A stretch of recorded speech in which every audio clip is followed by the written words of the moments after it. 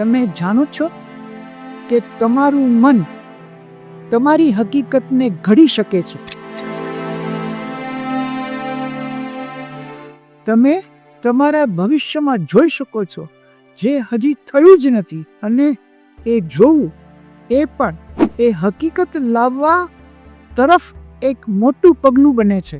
આ છે power of visualisation.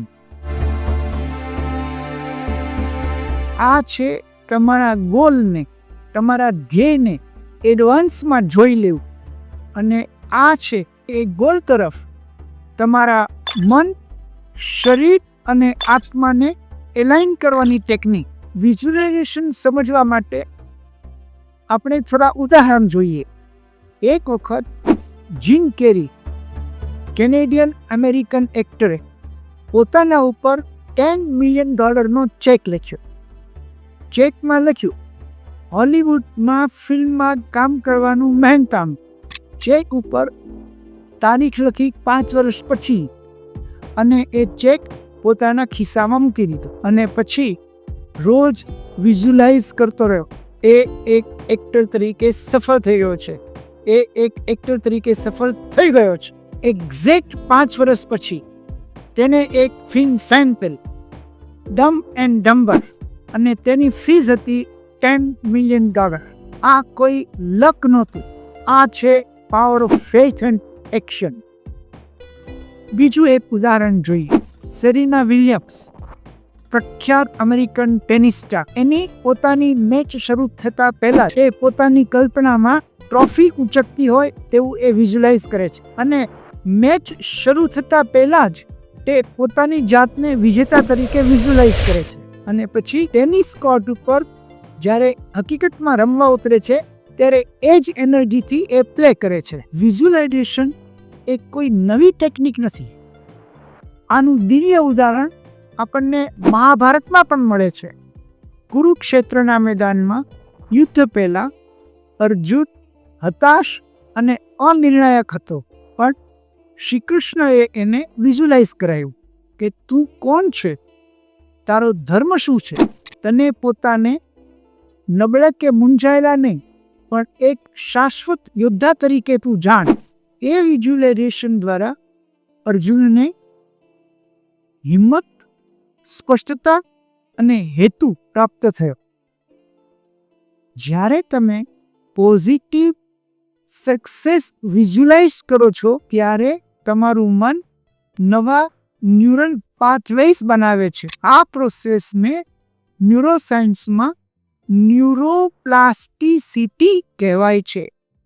મનને ફરીથી રીપ્રોગ્રામિંગ કરવાની શક્તિ.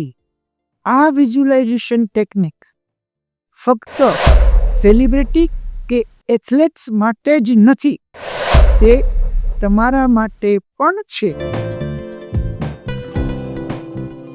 તમારે ઇન્ટરવ્યુમાં જવાનું હોય, તમારે હેલ્થ ઇમ્પ્રૂવ કરવાની હોય, કે તમારે પબ્લિક સ્પીકિંગમાં કોન્ફિડન્સ વધારવાનો હોય, તમે જે વિઝ્યુલાઇઝ કરો છો એ ગ્રેજ્યુઅલી તમારી રિયાલિટી બની શકે છે. When you C it, you believe it, and when you believe it, you start living it. જેના ઉપર તમે ફોકસ કરો છો તેમાં વધારો થાય છે, એ ગ્રો થાય છે. જો તમે તમારા ડાઉટ્સ અને ફેલિયર ઉપર કોન્સન્ટ્રેટ કરશો તો એ જ ગ્રો થાય છે. પરંતુ જો તમે જોય, ગ્રોથ, પોસિબિલિટી એ વિઝ્યુલાઇઝ કરો તો ગ્રેજ્યુઅલી તમારું લાઈફ એ દિશામાં વળે છે. વિઝ્યુલાઇઝેશન કરવું એ મુશ્કેલ નથી, એક ટેવ પાડો. દરરોજ સવારે 5 મિનિટ આંખ બંધ કરીને શાંતિથી બેસો. તમારા ગોલ જુઓ. તમને બહુ સ્પષ્ટ તમારો ગોલ દેખાવો જોઈએ, એકદમ ક્લિયર અને એકદમ સ્પેસિફિક. એવું અનુભવ કરો કે તમે ઓલરેડી તે જગ્યાએ છો અને તમે તમારો ગોલ એચીવ કરી લીધો છે. ફક્ત ફાઇનલ ગોલ નહીં, આખી પ્રોસેસને વિઝ્યુલાઇઝ કરો. તમે મહેનત કરી રહ્યા છો, તમારા ધ્યેય તરફ આગળ વધી રહ્યા છો, રસ્તામાં આવતા દરેક અવરોધોને તમે પાર કરી રહ્યા છો. જ્યારે તમે મન, વિચાર અને કર્મથી એલાઇન થાવ છો ત્યારે તમે અનસ્ટોપેબલ બની જાઓ છો. એવી ક્લેરિટી અને પોઝિટિવિટીથી લેશો તો યુનિવર્સ એ પણ તમને કહેશે યસ ગ્રાન્ટેડ. આલ્બર્ટ આઇન્સ્ટાઈને કહ્યું છે, imagination is everything. It is the preview of life's coming attractions. તમારું ઇમેજિનેશન તમારું ફ્યુચર બતાવતી એક ઝલક છે. વિઝ્યુલાઇઝેશન એ તમે જ્યાં છો અને તમારે જ્યાં જવું છે એ બંનેની વચ્ચેનો એક પુલ છે. આજથી શરૂ કરો. તમારા મનમાં તમારી એ આવૃત્તિ જુઓ કે જે શાંત, પરિપૂર્ણ અને સફળ છે. રિમેમ્બર, જો તમે એને મનમાં જોઈ શકો છો તો તમે તેને રિયલ લાઈફમાં પકડી પણ શકો છો. If you can see in your mind, you can hold it in your hands.